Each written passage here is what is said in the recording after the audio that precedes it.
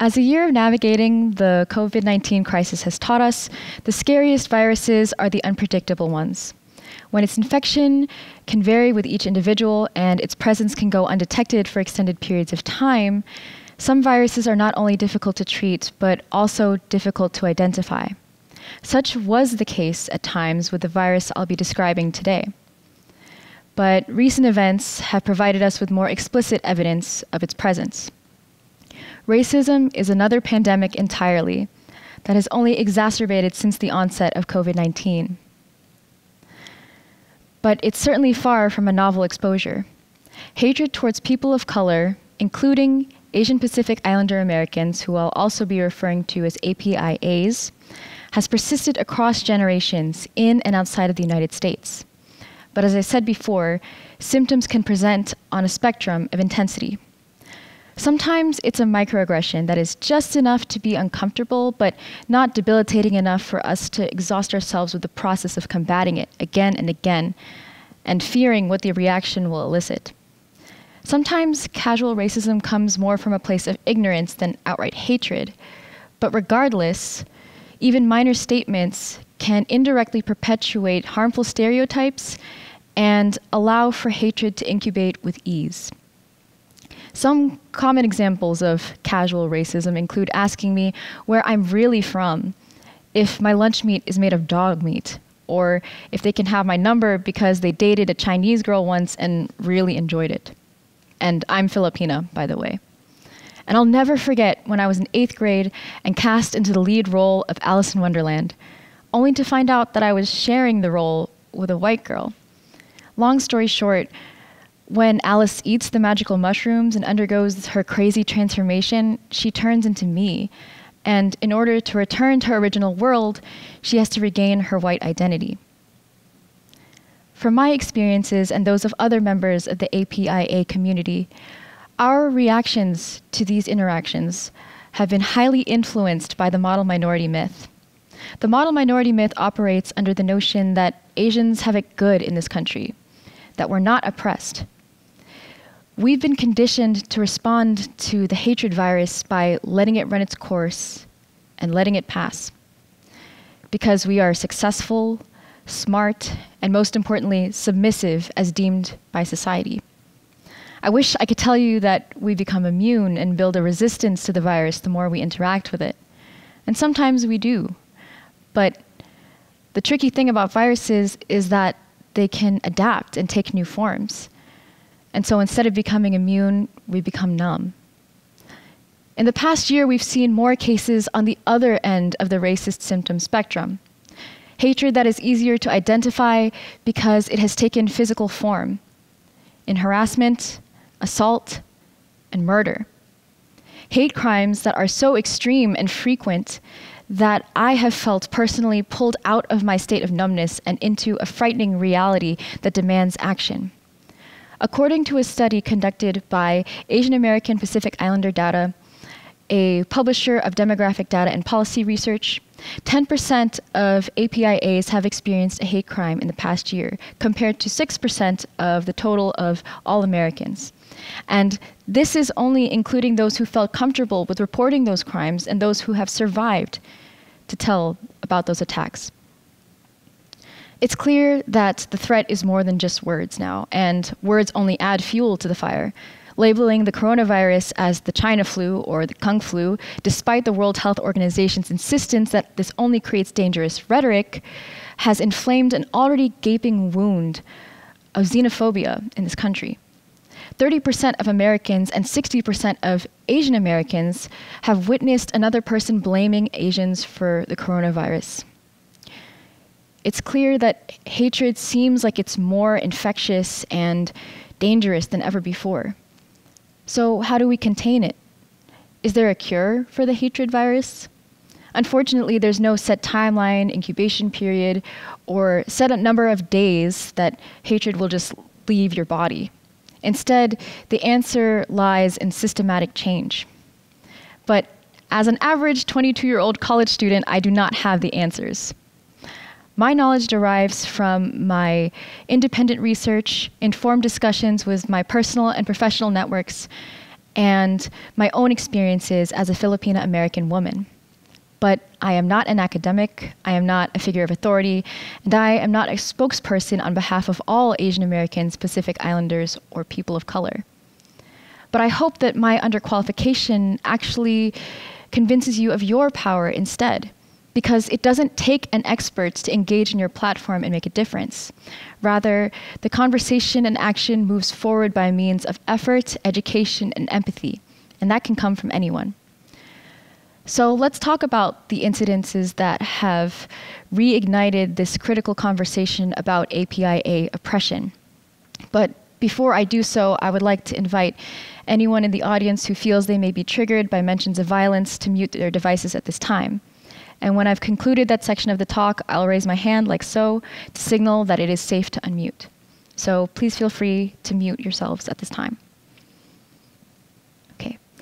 I'll spare you of the raw, heartbreaking footage that exposes these evils in their truest form.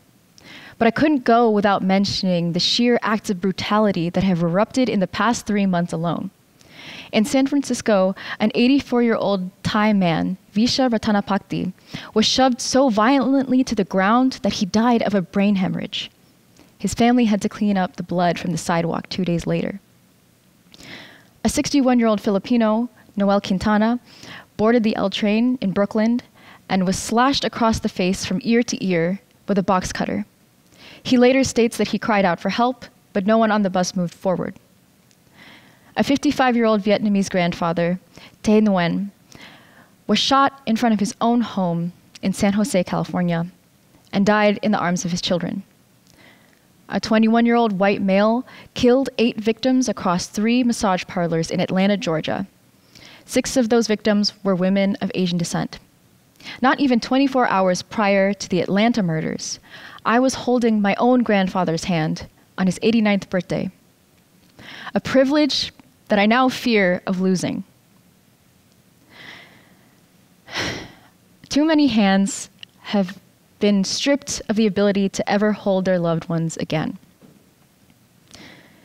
This is the end of the trigger warning. It's hard to imagine how vulnerable elderly individuals could be subjected to such unyielding malice. And the Atlanta murders, although multifaceted, remind us of the media's failure to protect APIA women from fetishization and misogyny. When I first heard of the killer's reference to the victims as temptations that needed to be eliminated, I couldn't help but think of the time I was told I'm dying to date an Asian girl for reasons that are too lewd for me to repeat to you all. These crimes reignite the call to action on multiple levels of reform. Understanding how we can contribute from the federal to individual scale can be essential to eradicating the virus that is racism. However, I have to acknowledge that these conversations are most effective when they are two-sided. So after you listen to me ramble for a while, I hope that you are at least able to extrapolate one piece of information that you can then carry into your own sphere of influence to discuss further. When we look at the national representation of APIAs, we see aggregated data. Federal research has yet to fully encompass the vast conglomeration of cultures, ethnicities, beliefs, and religions that make up the APIA demographic. Furthermore, APIAs are scarce in national and state leadership.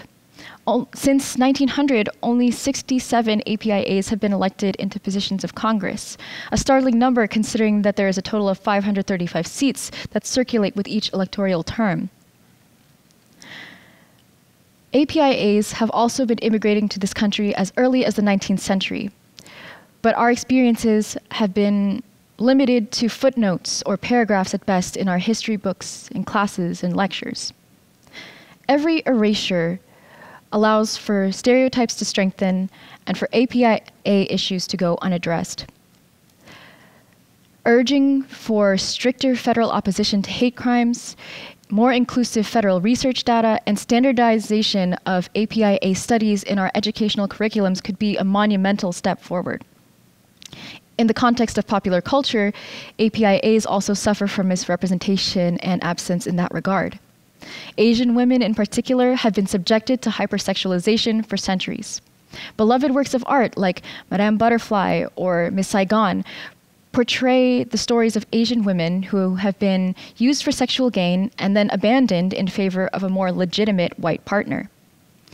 The lack of diversity for roles that portray APIA women is dangerous because they inflate this persona of the sexy Orientalism and allow for these opinions to permeate into public understanding of who we are. This damaging history aside, that is not to say that there has been no progress in representation of APIAs or APIA women. In recent years, we've seen as far from Oscar nominations to our first South Asian vice president, so we can see that there is some change. But these milestones are harder to celebrate when we continue to see APIA names in the news because they're being slaughtered on a more regular basis. At the community level, supporting local APIA businesses, amplifying APIA voices, and establishing solidarity are essential. Despite constant attempts to pit minorities against one another, there is actually significant precedent of mutual support across people of color in the United States. For example, Yuri Kochiyama, a Japanese-American civil rights activist and member of the Black Liberation Army, worked alongside Malcolm X to deconstruct domestic oppression and foreign colonialism. Although there are distinctive threats to the APIA community, that is not to say or dismiss the oppression of Black lives, Indigenous lives, Latinx lives, or any other group in this country. To my fellow APIA community members, if there's one thing you could take away from this talk, it's that you are not alone. I myself struggled immensely with the fear of being presumptuous when delivering these messages and calls to action. But there are too many lives and families at stake to not mobilize each and every one of our voices. And to those outside of the APIA community, I encourage you all to educate yourself about the history of our oppression. From the Yakima Valley riots of 1927 to the establishment of Japanese internment camps during World War II, there are so many stories that have yet to be told in full. And before you ask your APIA friends to educate you, please take the initiative to gather information on your own as well, so that you're not using only them as your resource guide. This talk has barely scratched the surface of what needs to be talked about, and I still myself have much to learn. The premise of this talk, Hate is a Virus, was inspired by a movement that was launched at the onset of COVID-19 last spring. And it has since evolved into a community of advocates that work through education, fundraising, and coalition building to advance the support of the APIA community. Although I'm not a formal representative of these programs, I highly encourage you to utilize their resources because there are so many ways to show support through action.